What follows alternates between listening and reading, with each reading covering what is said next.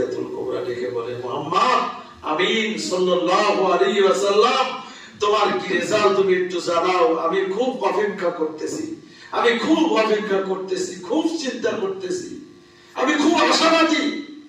খাদিজাতুল কুবরা বলার সঙ্গে সঙ্গে নবীজি বলে, তোমাকে বিবাহ করতে পারি একটা শর্ত। খাদিজাতুল কুবরা বলে, জলদি বলেন আপনি। বলে, তোমার সব সম্পদ আমার। খাদিজা বলে, এইটা চাইছেন আপনি?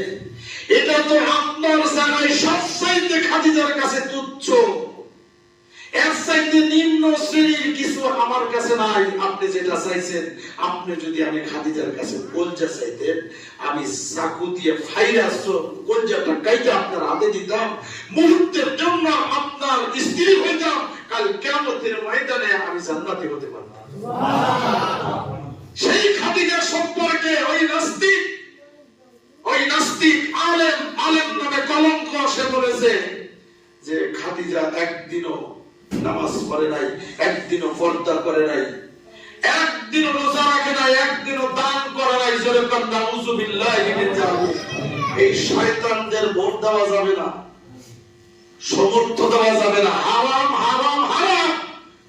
ওখানে ওই জায়গায় ভোট দিবেন যে আপনি জাহান্নামী, কোনো কথা নাই। কথা ঠিক কিনা? শয়তানদের ভোট দেওয়া যাবে না। আমি অনেক মাহফিলে বলছি যে এখানে ভোট দেওয়া হারাম, এখানে ভোট দিলে জাহান্নাম। ওরা কি বলছে যে ভোট দাও জামাতে, ভোট দাও জান্নাত পাইবা, দাঁড়িপাল্লায় ভোট দাও জান্নাতে পাইবা। ও এই কথা তো কোনোদিন কোন নেতা বলে নাই। তারা কেন বলে? এরা নেতা না, এরা দেশের শত্রু। কথা ঠিক কিনা? শয়তানদের ভোট দেওয়া যাবে না, সমর্থ দেওয়া যাবে না। খাদিজাতুল কুবরা সম্পর্কে সমস্ত বাজে ধারণা যারা করে, নারী হচ্ছে মায়ের জাত। নবী মুহাম্মদ সাল্লাল্লাহু আলাইহি ওয়াসাল্লাম তিন জায়গায় নারীদেরকে সম্মান দিয়েছেন। এক জায়গা হচ্ছে মা বলেছে সর্বপ্রথম নারীরা হচ্ছে মায়ের জাত। কোন জায়গায় স্ত্রী সম্মান দিয়েছেন, যে স্ত্রী হয়েছে তাকে স্ত্রী সম্মান দিয়েছেন, যে মেয়ে হয়েছে মেয়ে সম্মান দিয়েছেন। তিন জায়গায় সম্মান দিয়েছেন।